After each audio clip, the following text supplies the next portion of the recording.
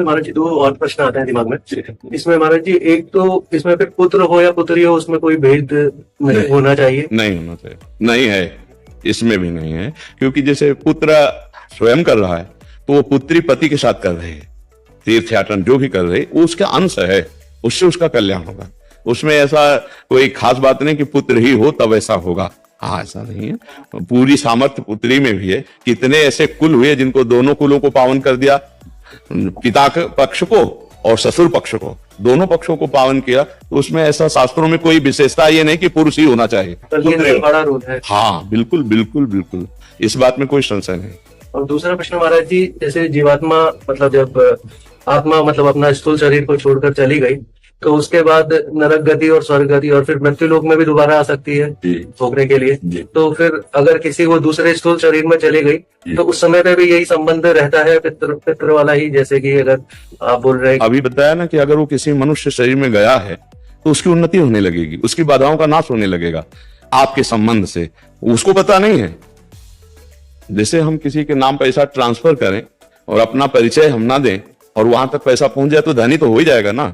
तो उसको पता नहीं, लेकिन आपको तो पता है ना कि मेरा जनक मेरा पिता है, अब जहां भी होगा उसको सुख पहुंचेगा, वो किसी भी योनि में हो।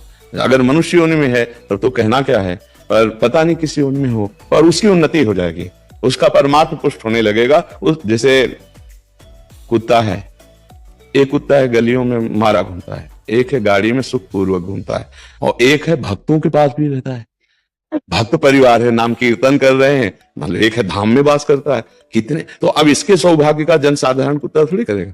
जो धाम में राधा नाम कीर्तन हो रहा है, डेयरी पे बैठा हुआ है, संत जन प्रसाद पाए, उसको दिए श्री जी का प्रसाद ही तो मिल रहा है। तो अब ये कुत्ता और वो एक जनरल कुत्ता, बड़ा अंतर हो गया ना। एक कुत्ता जो गली में भोजन नहीं मिलता, एक जो गाड़ी में खिड़की के खुला करके गोद में लेकर, अंतर हो गया।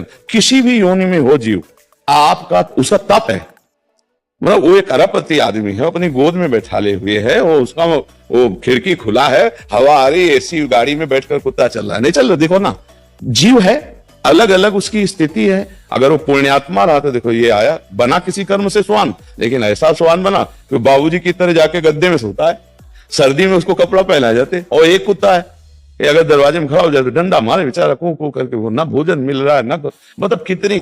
एक कुत्ता है कीड़े मतलब कीड़े लगे हुए हैं, कष्ट पा रहा है। एक है खुशबू आ रही उसके शरीर से, बढ़िया नहा धोआ के सब। ये अब किसी भी योनि में उसका मंगल होगा।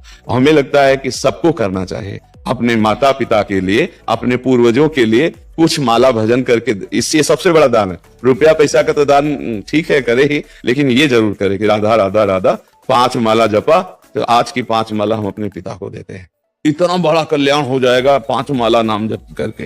और अगर आप रोज 1 माला दें, पिता है तो उनका कल्याण हो जाएगा। ये गुप्त बात है आंतरिक, कि वो आपसे संबंध नहीं रखते, लेकिन आप जीवित हैं, आप उनसे संबंध रखते हैं, तो ऐसा सुकृत दान करेंगे, भजन का, दान पुण्य का, पिंड का, तो जिस योनि में होंगे उनको प्राप्त होगा, वो उनकी उन्नति होगी। अगर वो किसी कर्म के दंड विभाग में है, नरक आदि में, आप यहां भजन कर, उनका उत्थान हो जाएगा, उनका मंगल हो जाएगा। वो आपका संबंध नहीं मान रहे, लेकिन आपका संबंध है, आप जीवित हैं। आपका स्थूल शरीर जब पड़ा होता है सैया में और आप स्वप्न देख रहे होते हैं, तो आपका स्थूल जगत और स्थूल शरीर से कोई मतलब नहीं होता, लेकिन मतलब है जगने वाले को स्थूल से मतलब होगा ना। ऐसे ही जब शरीर छूटता है तो इस स्थूल जगत का उसका संबंध विस्मृत हो जाता है, लेकिन आपका जागृत है तो आप उसका कल्याण कर सकते हैं, क्योंकि वो आपका पिता रहा है। उसको पता नहीं है, उस समय उसको ज्ञान नहीं है, लेकिन आपको पता है, तो आप उसका मंगल कर सकते हैं भजन के द्वारा, तीर्थयाटन के द्वारा, पिंडदान के द्वारा। अगर आप नहीं करते हैं तो आपका कर्तव्यहीनता होगी, क्योंकि आपका कर्तव्य बनता है। उन्होंने आपके लिए जो भी किया, अब वो चले गए, उनका कर्तव्य खत्म हो गया आपके प्रति, अब आपका कर्तव्य उनके प्रति है, क्योंकि आपका पिता का संबंध था। अब उनका मंगल होना चाहिए। तो हम अगर पिता की संपत्ति नहीं तो हम संपत्ति कमाएं, उनके लिए दान करें, वो दान उनको समर्पित करें, तो वो जहां भी होंगे उन्नति प्राप्त हो जाएगी, उनको उत्थान हो जाएगा, उनका स्थिति से उत्थान हो जाएगा।